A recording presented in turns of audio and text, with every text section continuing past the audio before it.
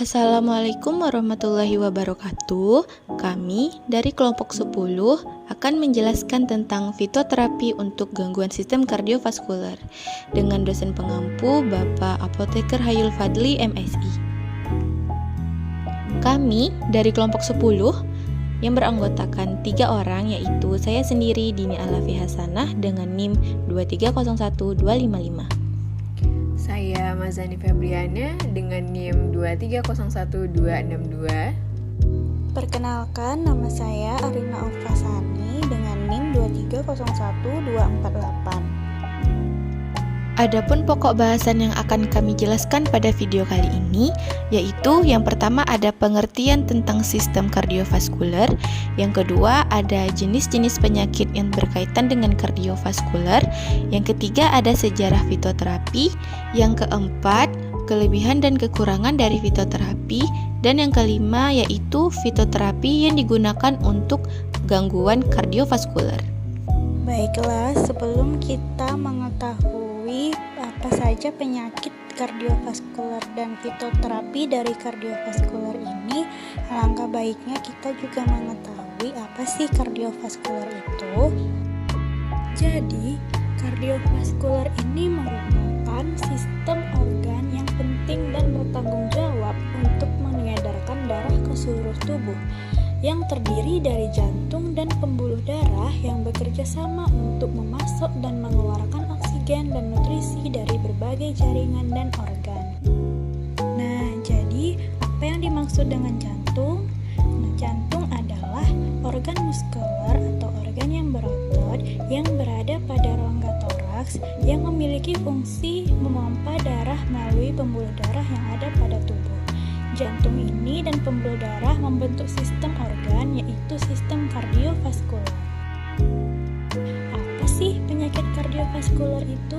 Jadi, penyakit kardiovaskuler ini merupakan suatu gambaran yang terjadi akibat gangguan yang menyerang jantung dan juga pembuluh darah. Jadi, jenis penyakit kardiovaskuler ini ada yang bernama penyakit jantung koroner atau yang disingkat dengan PJK. PJK ini merupakan kondisi yang disebabkan oleh penumpukan plak aterosklerosis pada dinding arteri koroner yang dapat menyebabkan penyempitan aliran darah ke jantung yang dapat mengakibatkan angina atau serangan jantung. Kemudian ada hipertensi atau tekanan darah tinggi, di mana tekanan darah tinggi ini dapat meningkatkan beban kerja jantung dan menyebabkan kerusakan pada dinding pembuluh darah, meningkatkan risiko serangan jantung, stroke, dan penyakit ginjal. Kemudian ada gagal jantung. Gagal jantung ini merupakan kondisi di mana jantung tidak dapat memompa darah dengan cukup efisien untuk memenuhi kebutuhan tubuh. Ini bisa juga diakibatkan dari serangan jantung sebelumnya, tekanan darah tinggi, atau penyakit jantung lainnya. Nah, kemudian itu adalah aritmia. Aritmia ini adalah gangguan irama jantung yang dapat mencakup detak jantung yang terlalu cepat atau takikardia, terlalu lambat atau bradikardi, atau tidak teratur. Kemudian kita masuk ke sejarah fitoterapi.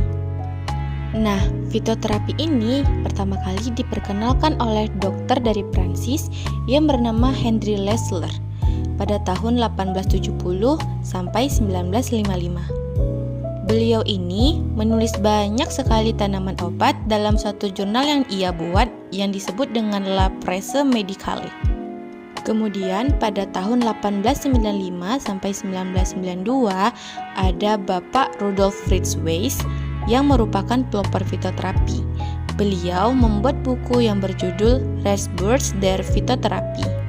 Dan pada 1 Januari 1978 diberlakukan amandemen Arzneimittelgesetz dari German Drug Arts sehingga ilmu pengetahuan modern dan fitoterapi menjadi bagian dalam sistem pengobatan.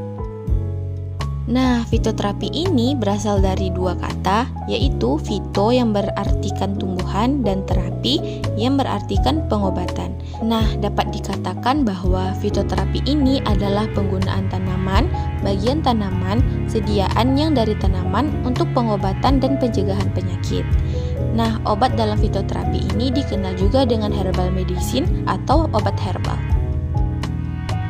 Adapun kelebihan dan kekurangan dari fitoterapi yaitu yang pertama, kelebihan dari obat tradisional atau dari fitoterapi ini yaitu fitoterapi dinilai lebih aman dibandingkan obat sintetis, kemudian efek samping relatif lebih kecil, interaksi obat herbal lebih sedikit, dan penggunaan dari obat tradisional ini mudah diolah dan mudah didapatkan serta lebih ekonomis.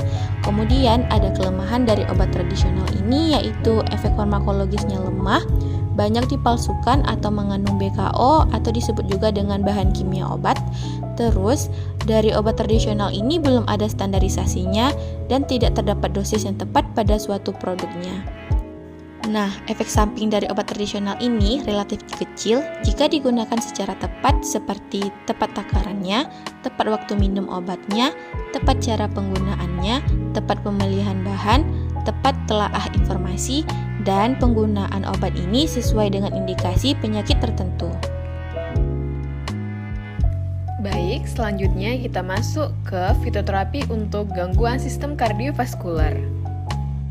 Baiklah, di sini saya akan menjelaskan beberapa herbal yang banyak digunakan untuk gangguan sistem kardiovaskular. Salah satunya bawang putih dengan nama lain Allium sativum Lin. Cara pengolahan bawang putih untuk hipertensi yaitu bawang putih yang sudah dikupas dimakan dengan dosis 2 kali 1 siung per hari.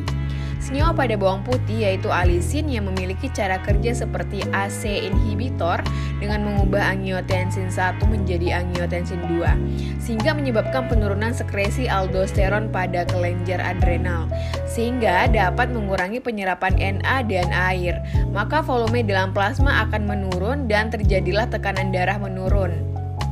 Selanjutnya ada belimbing wuluh dengan nama latin Averrhoa belimbi L. Cara pengolahan belimbing wuluh untuk dislipidemia, bahan dihaluskan dan disaring lalu diminum 3 kali 2 buah per hari. Senyawa yang terkandung dalam belimbing wuluh adalah flavonoid dan vitamin C. Flavonoid mengurangi hiperlipidemia dan meningkatkan efektivitas vitamin C. Vitamin C dapat menghambat metabolisme LDL pada lesi aterosklerotik, sehingga dapat mengurangi resiko arteriosklerosis.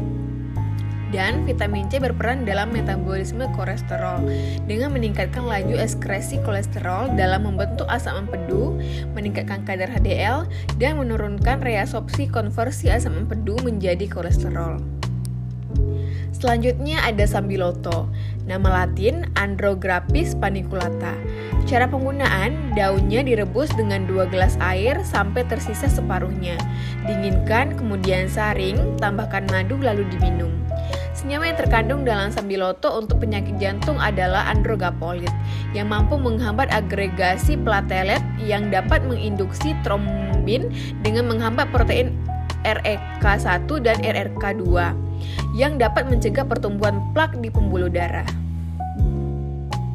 Dan herbal yang terakhir adalah temulawak dengan nama latin Curcuma santoriza. Cara penggunaan, bahan dihaluskan atau dipotong kecil-kecil. Direbus dengan 3 gelas air sampai jadi 1 gelas.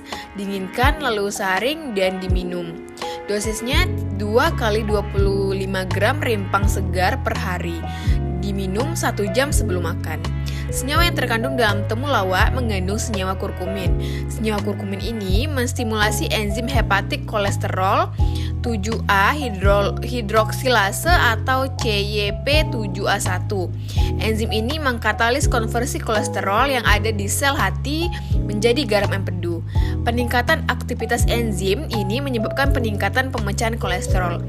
Peningkatan pemecahan kolesterol ini menurunkan kadar kolesterol di hati, sehingga meningkatkan penyerapan LDL ke dalam plasma oleh reseptor LDL, sehingga menurunkan kadar LDL plasma. Sekian penjelasan dari kelompok kami, semoga video ini bermanfaat. Terima kasih.